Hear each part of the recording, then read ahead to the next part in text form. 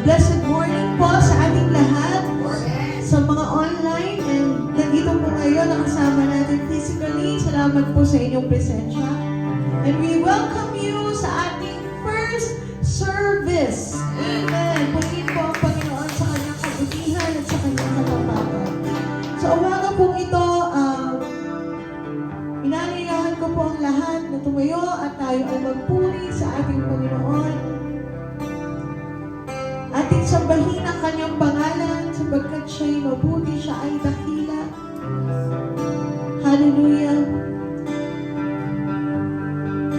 Oh, we worship you, Jesus. Thank you, Lord, for your presence in our midst today. And we welcome you in this place, oh God. Salamat po, Panginoon, sa patuloy mong pagsama sa amin, sa patuloy mong pag-iingat sa amin, sa iyong pag-ibig, sa pag-asa, Panginoon. You said it in your word, Panginoon, the steadfast love of the Lord never ceases.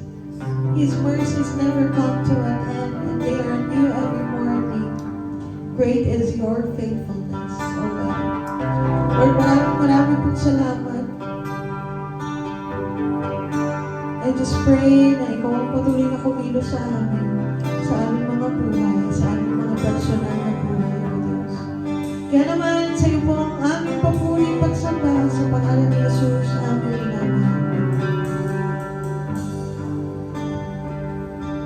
Kaya nga sa pananampalataya, nababatay ang pangako, upang ito'y maibigay bilang walang bayad na kaloob para sa lahat ng anak ni Abraham. So, amen. Sa pananampalataya, nababatay ang pangako ng Diyos. Hindi ko alam kung ano po pinagdadaanan natin ng bawat individual. Pero, nais ko pong sabihin sa inyo na lahat ng iyak, lahat ng challenges, lagi po natin kasama ang Panginoon. Sapagkat siya'y nangako, kung ikaw ay nananampalataya sa Panginoon, pinaniniwalaan mo ang kanyang mga salita. Sabi po dito, ang pangako niya ay walang bayad. Ibinibigay niya ito ng libre. Amen? Sabi rin po sa Romans 5, at hindi tayo nagbubunga ng pag-asa. At hindi tayo binibigo ng pag-asa nito. Sapagkat ang pag-ibig ng Diyos ay ibinuhos na sa ating mga puso sa pamamagitan ng Espiritu Santo na ipinagkaloob sa atin. I just pray na i-desire po natin ngayong umaga na ang banal na Espiritu ang patuloy na mag-dwell sa atin. Mag-dwell sa ating mga buhay. Hallelujah. Allow Him. Let's focus our eyes on Jesus today. Hallelujah. Let's worship Him, church. Let's praise Him. Palakpakan po natin muli ang ating Panginoon. Hallelujah.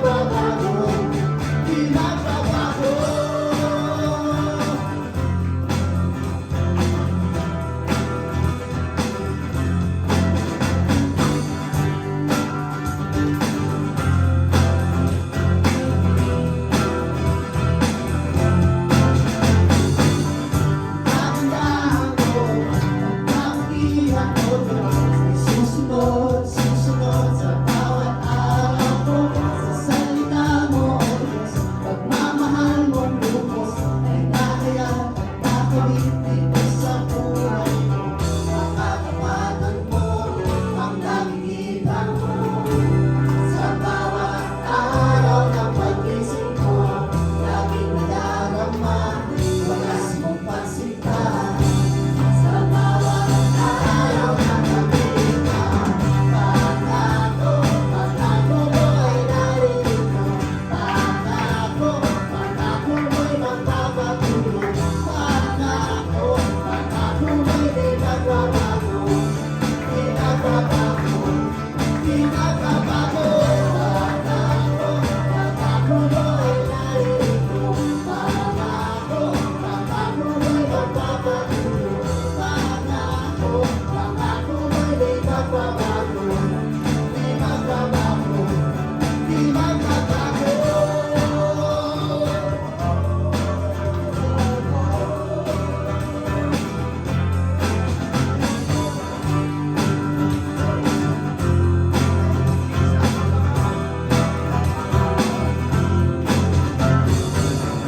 Pagmatan mo ang nakikita ko. Sa bawat araw ng pag-isip ko, laging nadarama, wagas mong pagsita. Sa bawat araw ng pag-iika, ang kalamagan mo ang nakikita ko. Sa bawat araw ng pag-isip ko, laging nadarama, wagas mong pagsita. Sa bawat araw ng pag-iika, pangako mo ay naririto. Pangako mo'y magpapatuloy. Pangako mo'y di magbabago. Di magbabago. Di magbabago. Pangako mo ay naririto. Pangako mo'y di magbabago.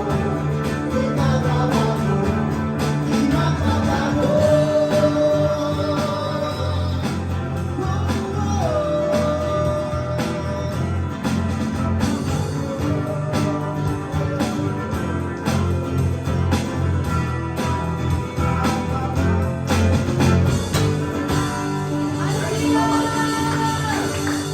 Thank you, Jesus. The Bible says, no eye has seen, no ear has heard the good that the Lord has prepared for those who love Him. Amen?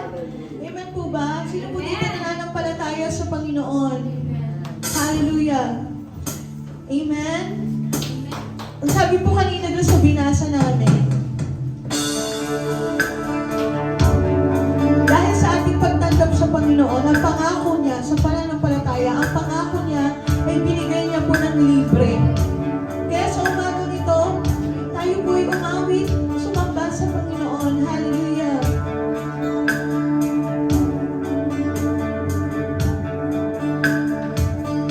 Iyong dinggin,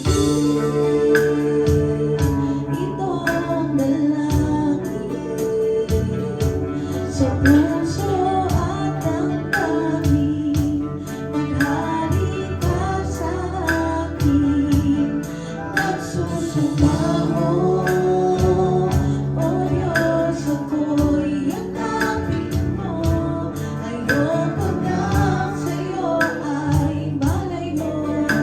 Ikaw ang buhay ko, ikaw ang siyang pag-asa ko. Sasambahin itong puso, itatanghal sa buhay ko. Sa bawat sandaling nasasaktan, salamat at ika'y nariyan, ika'y luwalhatiin, ngalan mo'y sasambahin, lilimutin pag-ibig mo sa akin, ikaw ay pupurihin. Yes, Lord, walang iba.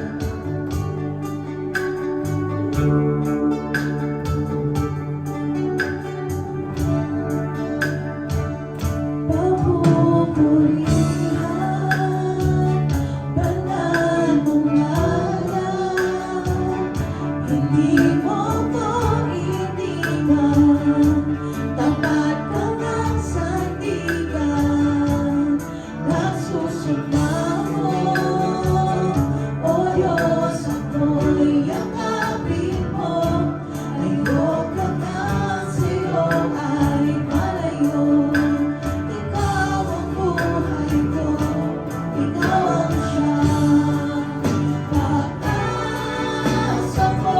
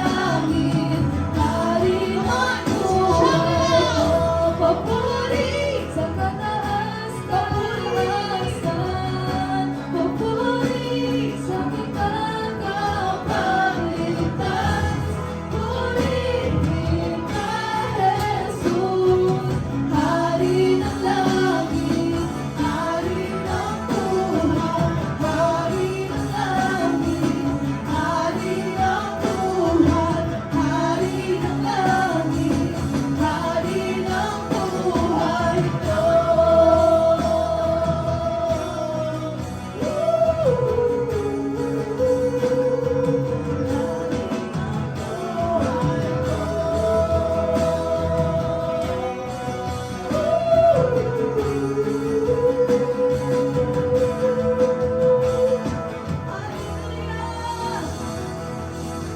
Papuri sa mataas na ating Diyos. Patuloy po natin itaas ang ating mga kamay sa Panginoon. Ang Diyos, ang Panginoon, hindi ko po alam ang bawat individual na kinakaharap ng mga kapatiran namin na naririto, Panginoon. Ngunit ikaw ay nakakaalam. Alam mo ang kanilang pinagdadaanan. Alam mo ang mga laban, mga battles na kanilang hinaharap araw-araw. Naming lahat, Panginoon. Marahil sa kalagitnaan namin, meron po may sakit. Marahil sa kalagitnaan po namin ay nakakaramdam ng kalungkutan. Nakakaramdam ng kabighatian. I don't know, Lord. But, Lord, salamat dahil we know na sa pamamagitan ng pananampalataya namin sa aming Panginoong Jesus, naniniwala po kami ng iyong mga pangako ay maaari namin tanggapin ang isang pamuhay at sabihin araw-araw at ideklara sa aming mga sitwasyon, sa aming pamilya, sa mga sakit na pwede mong pagalingin, O Diyos. Mga kagipitan na pwedeng ikaw ang mag-provide. Na sa panahon na kami nalulungkot, meron kaming kaibigan na masasandalan. At yun ay ang aming Panginoong Jesucristo. Salamat na lamang, Panginoon, because you said yes to your Father. Ikaw ay nabayubay, binigay mo ang iyong buhay. Inisip mo kami, inisip mo ako, para kami ay mabuhay ngayon dahil sa biyaya mo, Panginoon. Salamat po sa kabutihan mo. Purihin ka, luwalhatiin ka. Sa pangalan ni Jesus. Amen. Amen. Hallelujah. Amen. Makakaupo na po ang bawat isa. Dako na po tayo sa ating pong tithes and offering.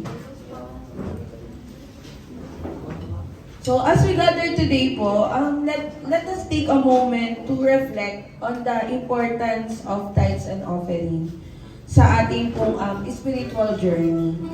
And the scripture reminds us po sa Malakias 3:10, sabi po dito, dalhin ninyo ng buong buo ang inyong mga ikasampung bahagi sa tahanan ng Diyos upang matugunan ang pangailangan sa aking tahanan. Subukin ninyo ako sa bagay na ito kung hindi ko buksan ang mga bintana ng langit at ibuhos sa inyo ang masaganang pagpapala. Ayan, sabi po dito, dalhin ang buong ikapu sa tahanan na nagtuturo sa atin na pagkatiwalaan ang Diyos sa ating mga yaman. Ayan.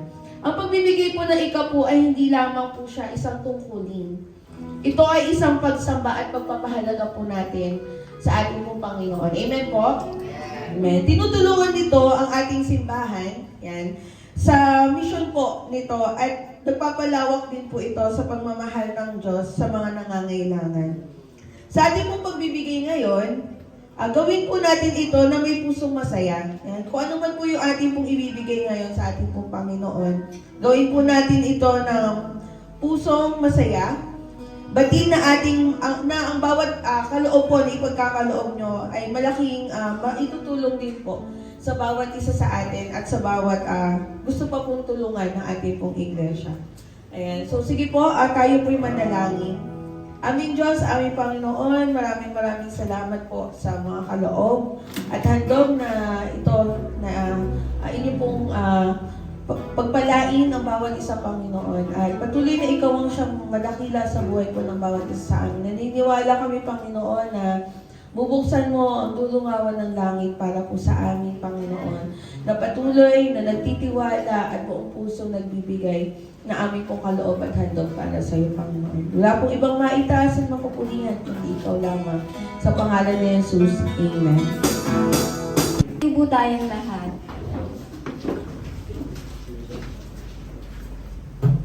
Kautusan o pananampalataya. Mga hangal kayong mga taga-Galasya, sino ang nakagayuma sa inyo? Sa harap mismo ng inyong mga mata ay pinakita ang pagkamatay ni Jesucristo sa krus. Sabihin nga ninyo, tinanggap ba ninyo ang Espiritu sa pamamagitan ng mga gawa ayon sa kautusan o o sa pamamagitan ng inyong pananalig sa inyong narinig tungkol kay Kristo. Talagang napakahangal ninyo. Nagsimula na kayo sa Espiritu at ngayon nais ninyong magtapos sa pamamagitan ng inyong sariling kapangyarihan. Wala na bang halaga sa inyo ang mga nararanasan nyo? Marahil naman ay mayroon. Dahil ba sa pagsunod ninyo sa kautusan ay ipinagkakaloob na ng Diyos ang Espiritu sa inyo at gumagawa kayo ng mga himala? O dahil sa pananampalataya na inyong narinig tungkol kay Kristo? Magsiupo na po tayo. Okay, good morning.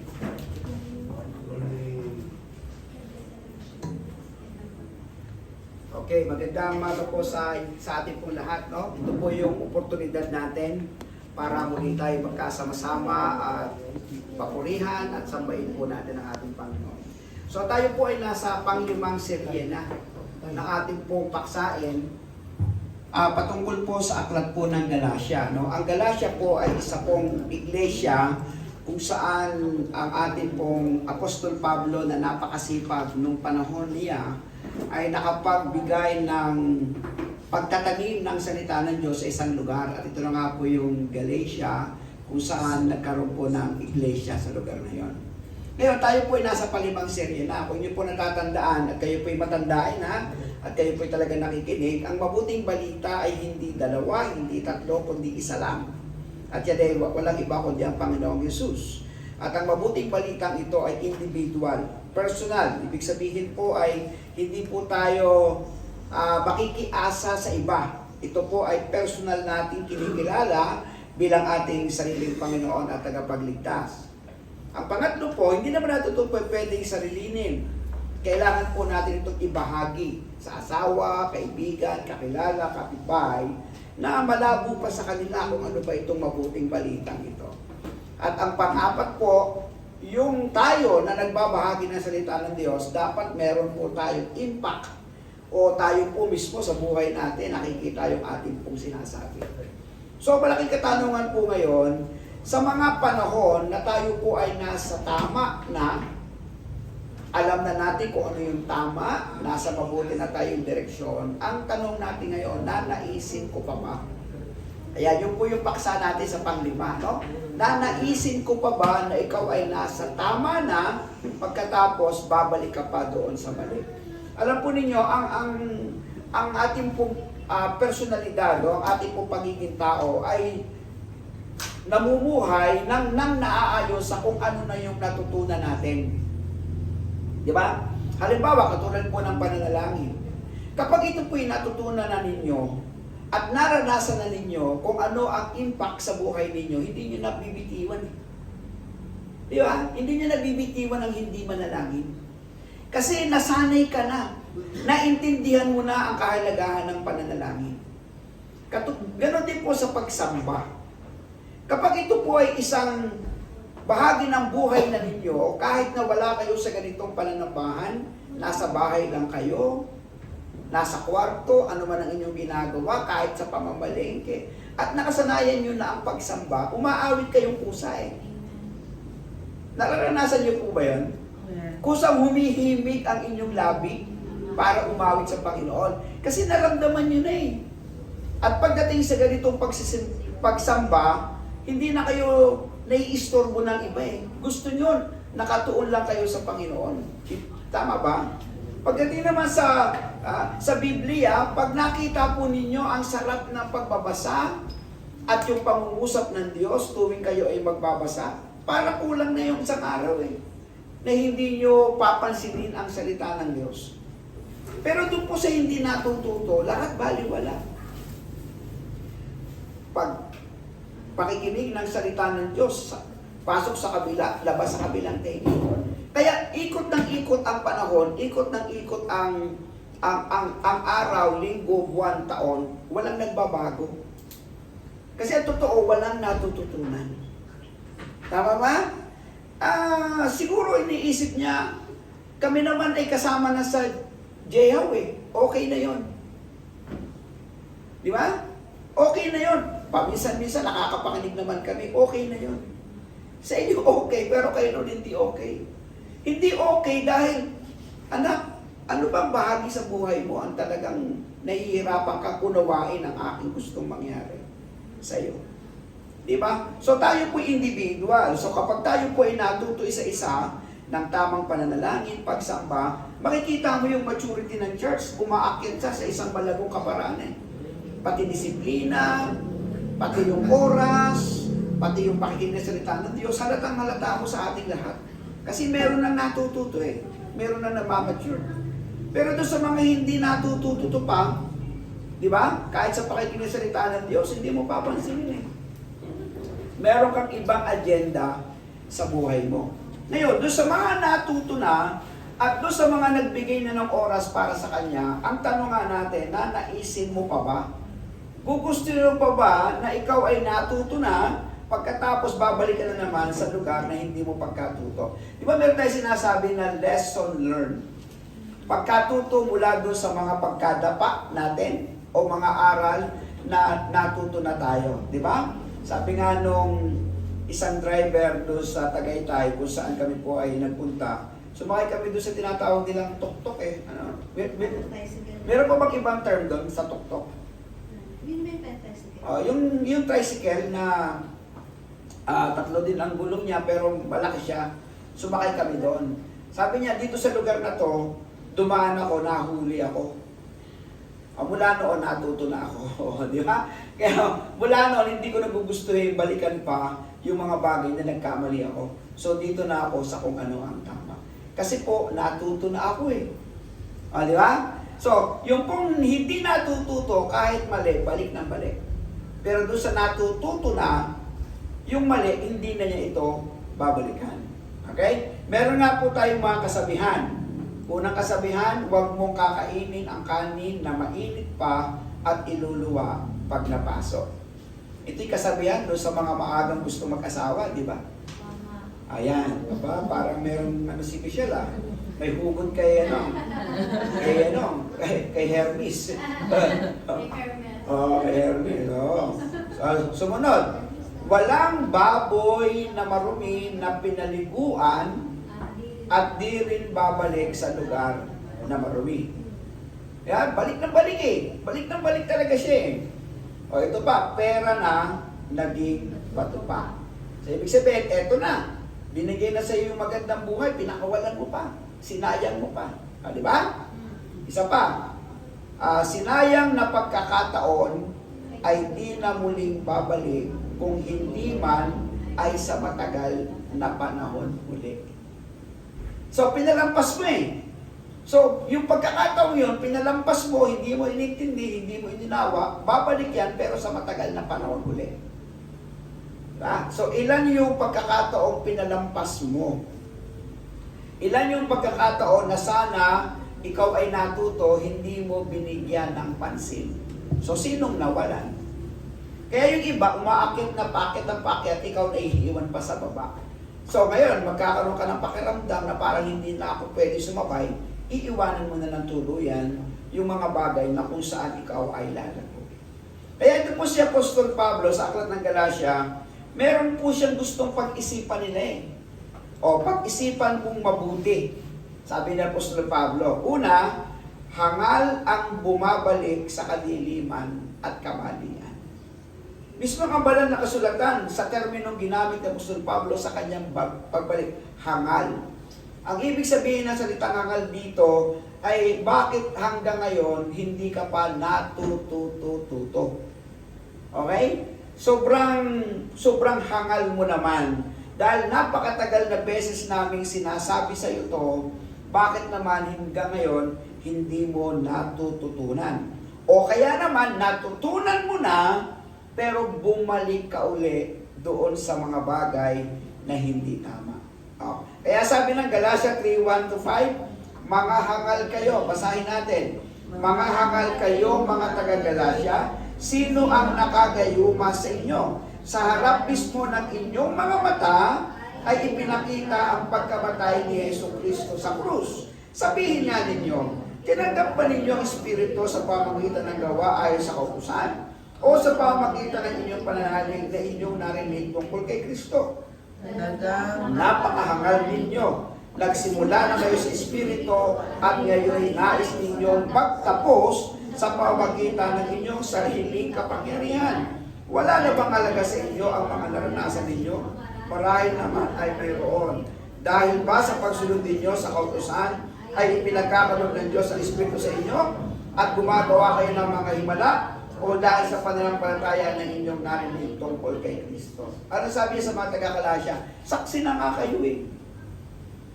Kayo na nga nakakita ng ipako si Kristo, di ba?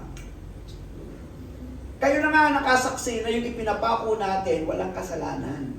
Siya na nga yung Panginoon eh. O, di ba? Ano nakagayo ba sa inyo? Bakit bumalik uli kayo sa paniniwalang hindi siya? Ay samantalang kayo na nga ang saksi.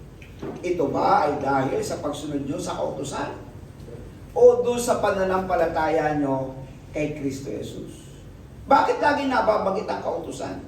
Kasi noong mga panahon na yun, prominente ang mga Pariseo at Saduceo eh. Sila yung sinusunod nila. Kumbaga sa termino natin, alin ang mas sinunod mo? Salita ng tao o salita ng Diyos? Para lang mas maintindihan natin sa ating panahon. Kasi lagi na ikukumpara yung kautusan at saka ang pananampalataya eh.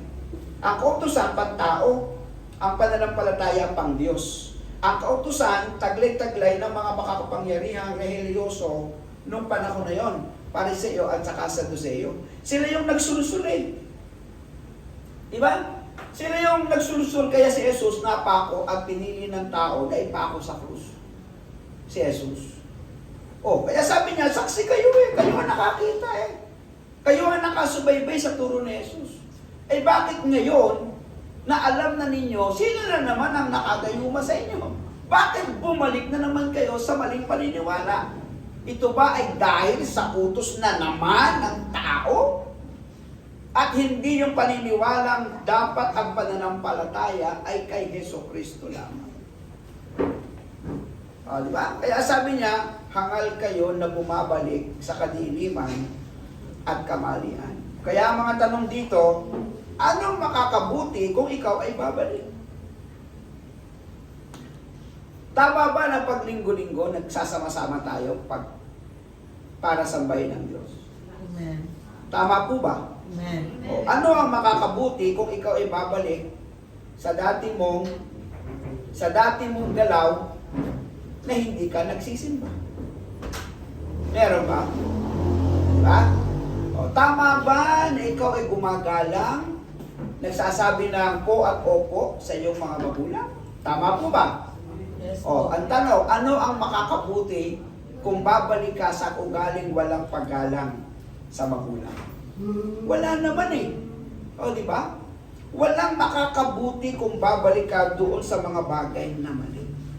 Okay ba? O, anong masaya kung ikakapahamak mo naman ito? Wala yung pinag-iba doon sa, kasi dito sa gobyerno natin, meron tayong tinatawag na drug rehabilitation. Yung tinatawag natin na pagka ikaw ay nahuli dahil sa iyong pagbibisyo, pagkatapos ikaw ay binigyan ng pagkakataon ng gobyerno na magamot ng ilang buwan, pinababalik ka sa munisipyo ng once a month eh. Para testingin ba? Testingin kung ikaw may gumagamit pa o hindi. Yan ang kakaroon. Ngayon dito, meron tayong ahensya na nag-aalaga. Ang nag-aalaga ay isa, kaming mga pastor, dinadala namin sila sa moral and spiritual upliftment.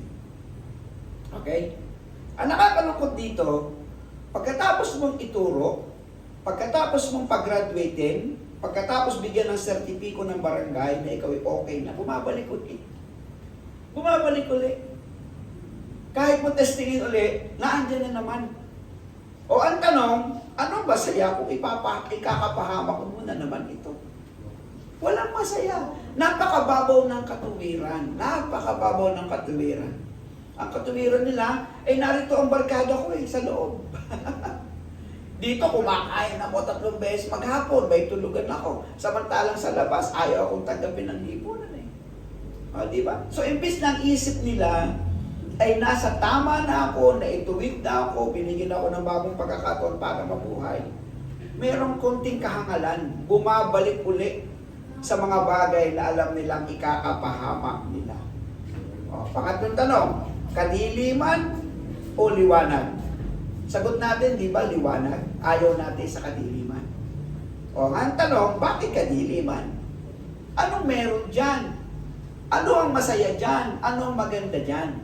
Bakit balikan ng balik, ngayong natutunan mo na kung ano ang tama? Kaya sabi po ni Apostol Pablo, wala na ba talagang kabuluhan? Di ba yan ang sabi niya? Wala na bang talagang kabuluhan? O wala na bang halaga sa inyo ang mga bagay na naranasan ninyo? Halimbawa, inalagaan kayo ni Tatay Pastor. Ipagpalagay na natin 5 taon ko kayong inalagaan. Sa ganitong kaparaanan ko kayo inaalagaan. Namin lahat. Dahil mahal namin kayo sa Panginoon. Tapos napunta kayo at napadpad sa ibang lugar. Babalik ba kayo sa dati? Dahil wala na kayo sa lugar na kung saan kayo ay natututo. Dahil wala na nakakakita. Ibabalik nyo ba ang buhay ninyo sa dati o itutuloy nyo ang inyong natutunang tama sa Panginoon? Kung babalik kayo at mawawala ng kabuluhan ang lahat ng pinagpagalan ng Diyos sa buhay ninyo, ang tawag ng Biblia, isa kang hangal. Tama? Isa kang kahangalan. Okay. Pangalawa, mag-ingat at umiwas sa maaaring magpahamak sa iyo muli. At sa totoo lang, habang tumatagal at nagiging moderno ang atin pong sanlibutan, ang kalaban po natin talaga mismo ay kung ano po yung nangyayaring sistema sa sanlibutan. Noong panahon na wala pang mga e-bike, mga trike, kahit mga tricycle, ang tao naman masisipag lumakad. Di ba? Pero nang mauso yung mga ganyan, kahit kanto lamang ayaw mo nang lumakad di ba? Gagamitin mo yung ano. Ay, ibig sabihin, maraming bagay sa mundong ito na nagbago. Kaya lang, hindi lahat ng pagbabago kasi makakabuti sa'yo. Kaya alam niyo ang komentaryo ngayon, wala na nag-exercise ng mga bata. Wala na naglalaro, tumatakbo mga bata kasi puro gadget ang hawak na Tama ba? Ang talino ng bata ay hindi na natututunan sa kalsada, natututunan na sa mga gadget. Meron nga akong kilala sa lugar ng Macau kung ano yung cartoons na mga salita. Di ba ang cartoons ay medyo may pagka, ano ba yung salita nila? Is it my day? Mga ganyan, di ba? Yung mga ganon. Yung mga salita. May mga salitang mga ganon, di ba? Halimbawa, pananampalataya ko ito sa ng kaligtasan. Mga ganon. Mga ganon. Dahil yun at yun ang kanya napapakinggan. Alam nyo, lumaki yung bata, ang salita ganon. Kasi yun ang natututunan Okay? Pagkatapos, sa mga mahuhusay namang mag-aral, di ba meron na ngayong AI ba ang tawag doon? Yung artificial intelligence. Intelligence. Artificial intelligence. Ito yung magbibigay ka lang ng request, igawa mo nga ako ng research tungkol dito, magbibigay na siya ng mga suggestions. Ano nangyayari? Tumatalino ang tao, nabobobo. Nabobobo siya. Kasi hindi na siya nag-iisip ng sarili niyang kanya. Nakakita nga ako ng cellphone. Tuwan-tuwa ako. Di kukunan ng kukunan yung naandyan sa ganyan. Malayo. Pagkatapos nakita ko doon sa nag-type, iaayos na maganda yung ginawa. O kaya naman, mag-take note siya. Take note ng take note. Ang gulo na sulat niya, pipicturean niya. Tapos pagtingin niya sa cellphone niya, nakasulat na ng maayos. Di ba? Ang tao, tumatalino pa nabobobo. Parang nabobobo Nagiging tamad ang tao. Kaya sabi dito, mag-ingat at umiwas sa maaaring magpahamak sa iyo muli. At ang magpapahamak lang naman sa iyo ay walang iba, kundi ang mundong ginagalawan mo din. Di ba? Sabi ng Galatians 3:6-9, basahin natin.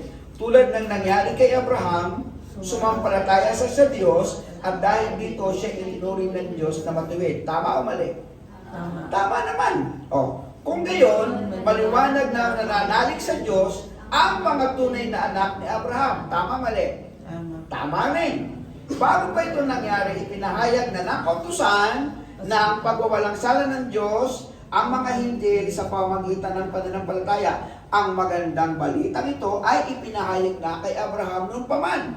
Sa pamamagitan mo'y pagpapalain ang lahat ng bansa. Kaya naman, pagpapalain ang mga sumasampalataya tulad ni Abraham na sumasampalataya. Consistent, hindi po ba? Wala kay Abraham, para ikaw ay makarating sa Diyos muli, pananampalataya. Hanggang sa panahon ng Panginoong Hesus, hanggang sa panahon natin, merong iisa lamang turo, pananampalataya. Nagbago ba ang banal na kasulatan? Hindi naman eh. Di ba? Nagbago ba ang katuruan sa ating panahon na si Jesucristo, maliban sa Kanya, meron pang ibang kaligtasan? Wala naman. Kaya sabi ni Apostol Pablo, ang grabe naman kayo. Sa panahon pa ni Abraham, natutunan na natin ang pananampalataya. Sa panahon ko, itinuturo ko sa inyo kung anong tama. Walang ibang pwedeng sampalatayaan tayo kundi si Jesus lang. Bakit naman may kunti lamang kwento sa labas? May kunti lamang pagbabago sa labas? Meron lamang nangyayaring ganito sa labas. Bakit naman kayo nagpupuntahan na doon agad-agad? Kaya yung pong sistema ng mundong ito, na paunlad, kayo po ay dadalhin o tayo po ay dadalhin pag hindi tayo mag-iingat sa mga maling pwedeng magpahamak po sa atin. So ano po yung tama? O isa, tamang lugar, bahay-sambahan. Ito po yung tamang lugar. Kasi dito po lalapit at lalapit kayo sa Panginoon. Amin po ba yun? Amen. O, tamang gabay, ano po? Biblia. Biblia. Sa Biblia, kahit pagalitan kayo ng pagalitan niyan, kahit mukhang kayo ang pinatatamaan o ako yata ang sinasabihan na binabasa ko, okay lang. Kasi yan ang magbibigay ng tamang gabay sa inyo. O, pangatlo, tamang barkada o kasamang Kristiyano o mananampalataya. Yan ang tamang barkada. Ang tamang barkada, yung kapwa mo Kristiyano, yung kapwa mo mananampalataya. Tatay Pastor, hindi na ba ako makikipagkaibigan sa mga kaklase ko, hindi pa mananampalataya? Makipagkaibigan ka, pero huwag kang makikipagkaibigan sa mundong kanilang ginagalawan. Makisama ka, pero huwag kang makisama sa mundong kanilang ginagalawan. Ikaw ang makaakay, hindi ikaw ang maakay. Iwasan mo yung maaaring magpahamak sa iyo muli. O, saan ka mapapabuti? Sa simbahan, sa Biblia, at sa mga kapwa mo Kristiyano. Kaya sabi ni Apostol Pablo, manatili ka kay Abraham sa kanyang mga katuruan. At yung mga nananalig sa kanya tulad ni Abraham, siya yung magkakaroon ng tunay na kaligtasan. Hindi yung mga turo ng kung sino-sino mga tao. Okay ba? Maliwanag po? Pangatlo, pananampalataya at di kautusan ang kaligtasan. O, Galatia 3:10-14. Ang lahat na nagtitiwala, basa, sa pagsunod sa kautusan ay nasa ilalim ng isang sumpa. Sapagkat nasusulat, sumpain ang hindi sumusunod sa lahat na nakasulat sa aklat ng kautusan. Malinaw na walang taong pinawalang sala sa pamamagitan ng kautusan. Sapagkat sinasabi ng kasulatan, ang itinuturing ng Diyos na matuwid sa pamamagitan ng pananampalataya ay mabubuhay. Ang kautusan ay hindi nakabatay sa pananampalataya sapagkat sinasabi ng kasulatan, ang tumutupad sa lahat ng tinakda ng kautusan ay mabubuhay sa pamamagitan ng mga ito. 13. Tinubos tayo ni Kristo mula sa sumpa ng kautusan na siya isinumpa para sa atin. Sapagkat nasusulat, isinumpa ang bawat binibitay sa punong kahoy. Ginawa ito ni Kristo upang pagpapalang ipinangako ng Diyos kay Abraham ay makamtan din ng mga hintil sa pamamagitan ni Kristo Jesus at sa pamamagitan ng pananalig ay matanggap natin ang Espiritong ipinangako ng Diyos. Bakit ang nabubuhay sa kautusan ay nasa ilalim ng sumpa? Ayun ang malaking katanungan dito. Kasi kahit kailanman ang kautosan ito, hindi ka pababanalin. Wala naman kasi makakasunod eh. Nawawanawaan nyo? Ang standard kasi ng kautosan, sobrang parang kaya mong sundin, pero ang totoo, hindi mo ito magagawa. Kaya sabi, ang lahat na nagtitiwala sa pagsunod sa kautosan ay nasa ilalim ng isang sumpa. May sagot eh, sapagkat nasusulat, sumpain ang hindi sumusunod sa lahat ng nakasulat sa aklat ng kautosan. Sa 10 utos, sino ang makakasunod dyan? Yun ang nga lang igalang mo ang iyong ama't ina eh. Bagsak na ang marami dyan eh. Yun ang nga lang sambahin mo ang Diyos na siya lang at wala lang iba eh. Bagsak na ang madami dyan eh. Huwag kang magsisinungaling. Ay bagsak na. Di ba? Huwag magnanakaw. Huwag kang mag-iisip ng masama sa iyong kapwa. Sa 10 utos pa lang bagsak na. Kaya pagdating sa bagong tipan, hindi pwedeng maging ganap ang isang tao sa kautusan. Sapagkat isa lang ang iyong nilabag mo na lahat. Sumpa yan. Sumpa yan para sa inyong lahat. Kaya napakadami ng panahon na yon, sunod na sunod sa kautusan kahit laban sa kanilang kalooban. Sa takot. Pag hindi ako sumunod, patay ako dito. Pero kahit lapag na sa puso nila, di ba? Kahit lapag na sa puso nila, nagngingit-ngit na yung kalooban nila. Kahit balik-balik sila sa pag-aali ng hayop at pagpatay nito, pag-aali ng kanilang kasalanan, kahit ngit-ngit na sila, ginagawa pa rin nila ito. Sa takot. O kaya pagdating sa aklat ng Malakay, kahit pilay, kahit bulag, inuumusan na nila ang Diyos, ginagawa nila ito. Di ba? Sabi, grabe naman itong mga tao ito. Wala na sa puso ang pagsunod. Kaya ang ginawa ni Jesus, siya yung nagsakripisyo, minsanan, para sa atin, upang maalis tayo sa ilalim ng sumpa. Sa ilalim ng kautusan na hindi naman natin kayang sundin. Ang gagawin mo lamang, tinubos na tayo ni Jesus sa kautusan, tama? At inilagay tayo sa kagandahang loob. Ngayon, ang gusto ng Panginoon, sumimba kayo, hindi dahil nakabatas sa simbahan ito, linggo, alas 8, sisimba kayo. Ang gusto ko, sisimba kayo, hindi dahil sa kautusan ng simbahan, kundi dahil na sa gusto niya akong sambahin at iniibig ninyo ako. Mananalangin kayo sa akin, hindi dahil iniutos. Mananalangin kayo sa akin kasi naintindihan na ninyo kung gaano kasarap ang kausapin ako. Galing dito sa inyong puso. Maliwanag, di po ba?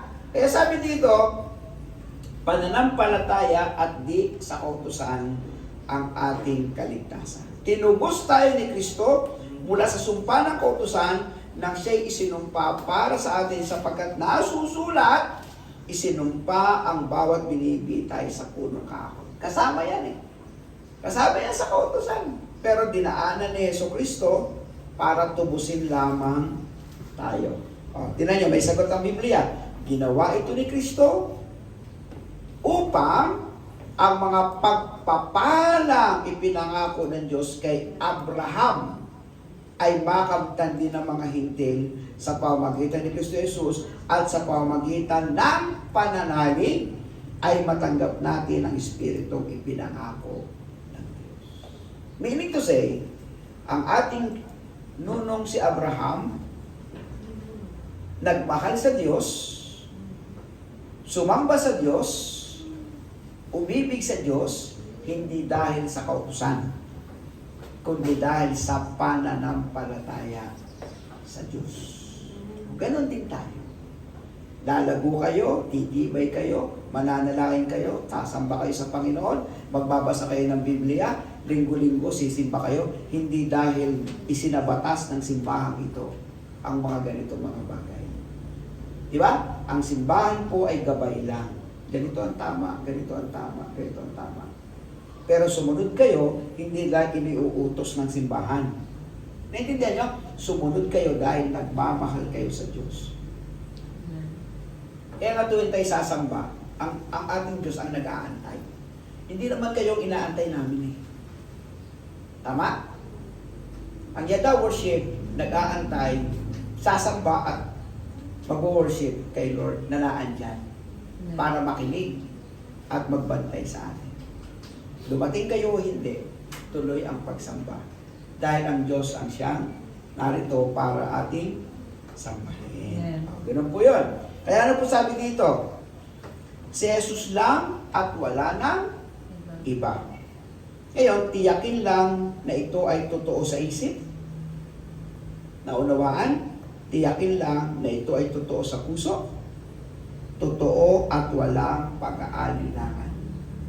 Isang bagay ang tiyak, ang kaligtasan ay tunay mong masusumpungan. Ngayon, sino ang may gustong tawagin kang isang hangal?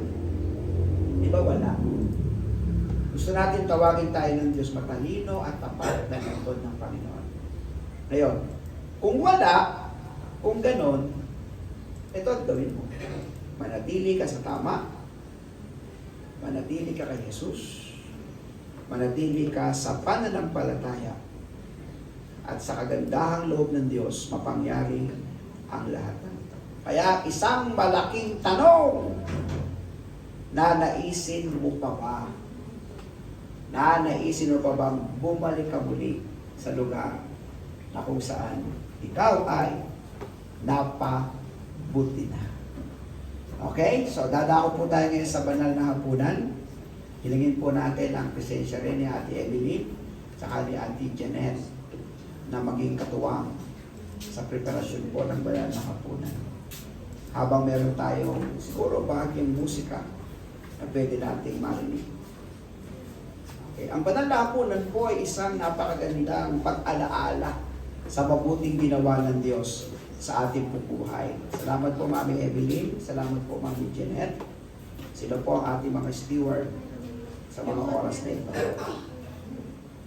Okay, ito po ay ginagawa natin minsan sapagkat ito'y pag-alaala sa mabuting ginawa ng Panginoong Hesus sa ating buhay. Mismo ang Panginoong Hesus naman ang nagsabi, tuwing maalala nyo ang ginawa nating pagbabahagi ng tinapay at ng pagsasalusalo sa saro, gawin ninyo ito bilang pag-alaala sa akin.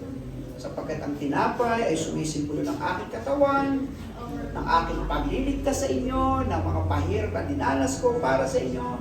Samantalang ang saro naman ay sumisimbolo ng aking pagpapatawad at pagmamahal sa inyo. Kaya habang atin po itong ginagawa, atin pong alalahanin po, mag-pray kayo, pasalamatan niyo ang Panginoon, at pagkatapos tayo po ay dadako na sa pag-alaala sa kanyang mabuting ginawa sa ating mga buhay. Okay?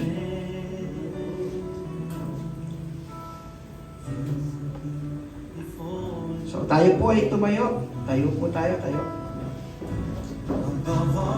Hawakan po muna natin ang tinapay. Panginoon, ang tinapay po ito ay simbolo ng iyong katawang nabayubay sa krus, pinahirapan, nahirapan, dahil po sa pagmamahal sa amin. At yung bawat sugat ay nagiging dahilan ng aming pong kaligtasan. Kaya ngayon po, umagang ito, sama-sama po namin aalalahanin ang ginawa niyong mabuti sa amin. At pagkatapos ng hapunan, dinampot ni Jesus ang tinapay, hawakan po natin ang tinapay, pinagpira-piraso ito at sinabi, ang katawang ito ay nabayubay sa krus para sa inyong kaligtasan. Kainin ninyo ito at gawin ninyo ito bilang pag-alaala sa akin. Gawin po natin ang sabay-sabay. Kainin po natin.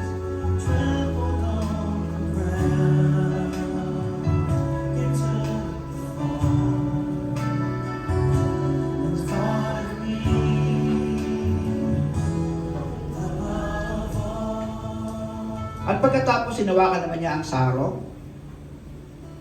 At sinabi, ang sarong ito ay sumisimbolo naman ng aking dugo ng kapatawaran sa inyong mga kasalanan. Tuwing gagawin niyo ito, alalahanin niyo ang mabuting ginawa ko para sa inyo. Sabay-sabay po natin.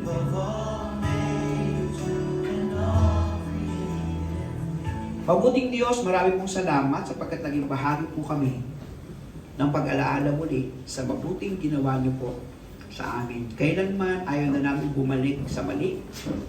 Gusto po namin palaging manatili na sa kung ano ang tama ngayon. Kaya Panginoon, purihin ka, luwalatiin ka, itaas ang iyong pangalan. O napakabuting Diyos, kamangha-mangha ang patuloy ng ginagawa sa buhay po namin. Kaya mga blessed family, kasama po namin dito sa pag-umaga, sa first service, pagpalain niyo po, ingatan niyo po, tugunan niyo po kanilang mga pangailangan, kalusugan, kagalingan, at mga suliranin sa buhay. Salamat po ng marami kung meron pong nagbe-birthday ngayong buwan ng October, September, sa mga kapatiran namin ito. I-bless niyo po sila. Dagdagan pa ng maraming taon, palusog at masayang pamilya ipagkaroon. Umuwi at humayo at umibahibalay. Taglay ang iyong pag-ibig at kapangyarihan. Taglay ang bagong kaalaman at mga natutunan, Panginoon, sa iyo. Salamat po aming Diyos. Luwalhati ka sa iyong lahat ng kapurihan, sa iyong lahat ng papuri at pagsamba. Kristo Jesus na aming Panginoon Jesus. Amen. Amen.